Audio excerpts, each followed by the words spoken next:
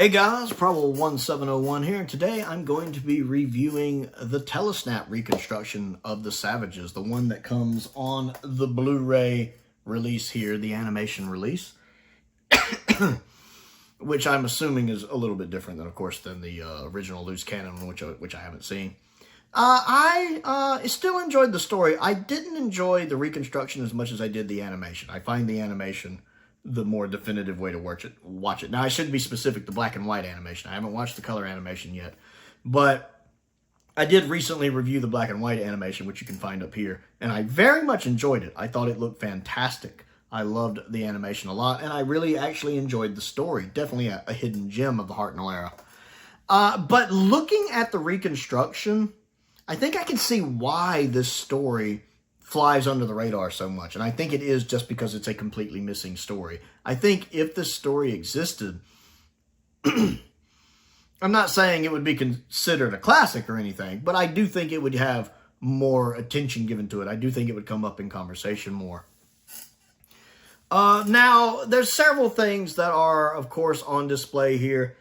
The story has a bit of a satirical approach to it in the fact that it is dealing with different classes and elitism, with, of course, the richer upper class taking advantage of the more lower class savage type. Kind of like the original Star Trek episode, The Cloud Miners, actually, which is an episode I'm fond of. But you have that going on, so you do have this issue of the rich versus the poor, the upper class versus the lower class, you know, the elites versus the savages. Now, also, as a lot of people who are familiar with this story know, that there was also in the original version of the story kind of some racial warfare going on, with the original title of the story during production being of the white savages. And of course, with a lot of the characters in the elite class being done up in makeup that, you know, sometimes people say was done in more of a golden look, where they had like a golden look to them, which supposedly was a result of them absorbing the life force of the other people, that the more that happened, they took on this kind of golden appearance to give them this golden look. But on black and white TV, and especially in Telesnaps, does kind of give the impression of brown face, basically saying that there was a color divide between them, with, of course, the people in the gold face or brown face being the elites, and, of course, the savages being white. So there definitely was some racial tension going on here, and perhaps some racial satire going on because of events that were happening in the 1960s in the UK and other places here in the US as well. So that's definitely there. Now, that was kind of removed from the animation. Understandably, you don't want people in potential brownface in a modern-day animation. So I can certainly understand why they removed that, and I agree with that decision. But I do think it's interesting knowing the history of the story. The making of that's on this is fantastic. It's like an hour and 40 minutes long. That is a phenomenal making of, and I love that it doesn't shy away from addressing that. And I'm curious if John Wiles had still been producer of this story, if we would have seen even more of a focus on that. This, of course, being the first one, well, it's this and Toymaker, where Ennis Lloyd took over. The Ennis Lloyd documentary is fantastic as well. I've watched it. But even with the animation, you still get the divide between the classes. The Telesnap recon is rough. There's very little surviving footage, with most of that coming in episode 4. Really, the only good quality is the footage at the very beginning of the episode, because it was the cliffhanger from the gunfighters. The rest of it is done in photos, and for some reason, this one is hard for me in photos. I enjoyed watching the recon, because it's nice to get an idea of how the original production looked. And I do think that the guy who plays Jono, who I know also would later invent K9, and of course he also plays in, I believe, Brandon Morbius. He's great when he's in Doctor Who. He is doing a good a good performance for what you can get from him in the audio. And I absolutely love when he starts taking on Hartnell's persona.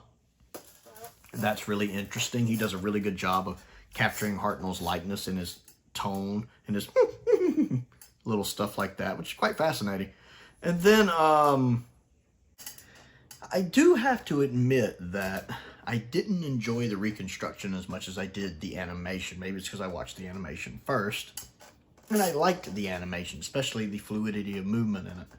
So, going from that to just telesnaps, especially with all 4 episodes being telesnaps with very little surviving footage in there, and most of this little bit of surviving footage being the 8mm off-air recordings, which are really scattered the way they're done. It was much harder to really come to terms with this story. Trying to think of how to articulate that properly. I think I can understand with this story being missing why it doesn't have a better reputation, why it's not talked about in the fandom like some stories. I do think some of that is down to it being missing. I think you need to see this story. I think it's a very visual story.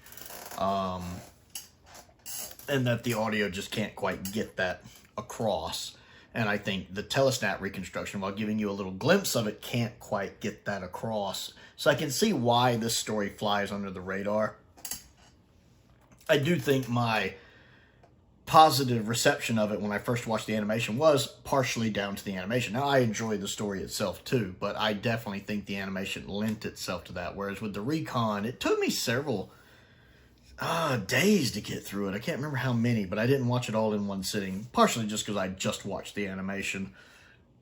And I'm not that kind of person who can just watch a story back to back like some people can. You know, a new episode comes out and one of the Doctor Who YouTubers will be like, well, it's been out for 4 days and I've seen it 17 times. I can't do that. Nothing bad on them. Hey, if you can do that and you enjoy it, that's cool. I can't do that. Now, I used to be able to do that a little more, where I could watch an episode 2 or 3 times in a week, maybe right when it first came out, like back during the Russell T. Davies 1 era. But I can't do that now. I just can't. I just lose interest. So that could be part of it, going through it again so soon. But still, the reconstruction just wasn't connecting with me like it does for some stories, like Galaxy 4. I love the Galaxy 4 reconstruction a lot. Part of that, of course, could be because we have so much of episode 1 that exists, with about a fourth of it actually existing. And then us having episode 3. I can actually go through the Galaxy 4 Recon pretty easy, even though I also like that animation. I prefer the Recon, but I like that animation. The Marco Polo Recon's pretty good. It gets a little wearing at 7 episodes, but it's pretty good. The Fury from the Deep Recon is pretty good. Better than the animation. But this is definitely one where I just found myself kind of not enjoying the reconstruction as much as I did the animation. I just feel like this is a story that needs movement. I mean, it's still better than the Space Pirates animation with its lack of telesnaps and everything by far. And I'm happy we have the telesnaps so we can get a glimpse of what the story originally looked like. But, you know, this is one of those, I don't know if I'd ever watch the reconstruction again. I would probably just view the animation. I still need to watch the color animation. I love the black and white animation. But having watched the Recon and knowing that a Telesnap Recon, not this particular one, but the loose cannon one, I'm sure, has been really the only way people have been able to see this story for literal decades, or as long as, at least since that reconstruction's been around, and before that, audios. You know, I can understand why this story doesn't have a better reputation, why it's not talked about, why it doesn't come up in conversation. Again, a lot like the Macroterra. Nobody really talked about the Macroterra before it was animated. So it's nice to see the animation line kind of giving these stories that have flown under the radar for so long an opportunity to shine again. It worked really well with Macroterra, and I think it works really well with the Savages. I much prefer the black and white animation. I'm looking forward to the color animation. So the Telesnap Recon that's on the Blu-ray, what do you think of it? Comment down below and let's talk about it. Don't forget to click the like button, the subscribe button. I also have a Patreon if you would like to support me on that. There is a link to that down there as well. I have a P.O. box if there's anything you'd like to send me to look at and review.